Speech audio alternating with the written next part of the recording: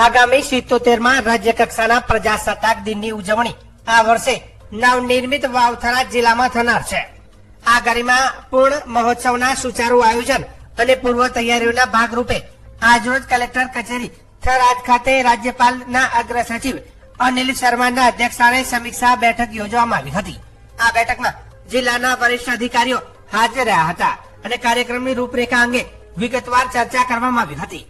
આ બેઠક દરમિયાન રાજ્યપાલના અગ્ર સચિવ અનિલ શર્માએ આગામી પ્રજાસત્તાક દિનની ઉજવણીને યાદગાર બનાવવા માટે જિલ્લાના તમામ વિભાગના અધિકારીઓને જરૂરી માર્ગદર્શન પૂરું પાડ્યું હતું।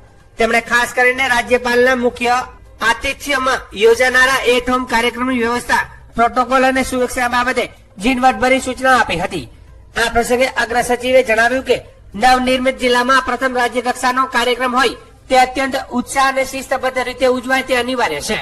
બેઠકમાં ધ્વજવંદન સમારોહ, સાંસ્કૃતિક કાર્યક્રમો, બેઠક વ્યવસ્થા અને સ્વચ્છતા અંગે પણ સઘન સમીક્ષા કરવામાં આવી હતી।